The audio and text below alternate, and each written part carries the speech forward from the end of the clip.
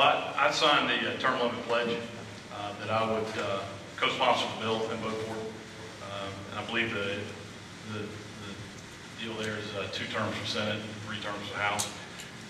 But frankly, I think there are other reforms that would have a much more dramatic effect. I think the balanced budget amendment is much more important if it's got a real spending cap provision in it. So the other side can't raise taxes, just keep spending. I think the balanced budget amendment will have a huge impact. I've also been pushing an idea called the sunset law, which means that every law passed and every department of government has an end date, and you stagger it. And so when that department ends, then Congress has to review it, look through each program, and decide whether we're going to keep it or not. It's something the state of Texas does. In fact, they had some trouble with their DOT a few years ago, and they decided not to continue the DOT. A couple days later, they reinstituted, but they got the attention of the DOT. They replaced the leadership and got real reforms. And so I think something like that would work better. Okay, thank you, sir. Representative Steen.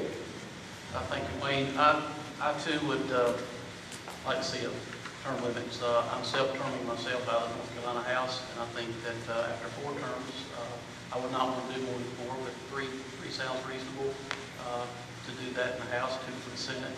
I would sign the pledge to do that. Okay. And let's go with Dr. Whitley. Absolutely. I believe that term limits is necessary to get our ship back on the proper course. As far as how many, I could agree with either 3 terms, 6 years versus 8.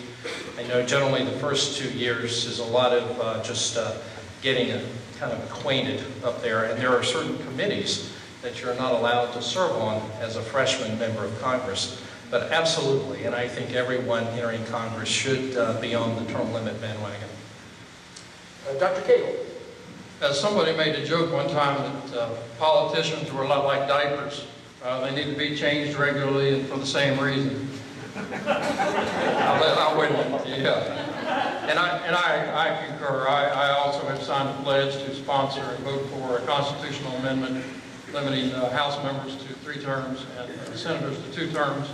I think it's very important that members of Congress come home, live with the laws they've written, understand what's going on the ground back in the district or back in their state, and I'm 100% behind term limits.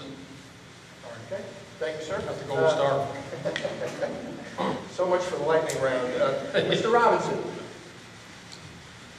Well, it looks like we're going to get a debate started early here. I believe in constitutional term limits, which means the voters decide who represents them in Congress.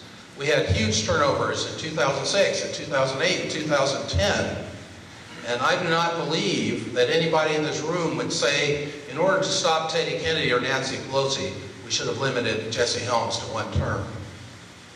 The reality with a 3-term limit, a 3-term limit in the House, is that we'd have an average tenure of members of the House of 3 years. We have an average tenure of the staff to 15 to 20 years, an average tenure of lobbyists to be 20 to 25 years, and bureaucrats to 30 years. If that is the situation, ladies and gentlemen, who do you think is going to be running this government? And the answer is, it won't be your elected representative.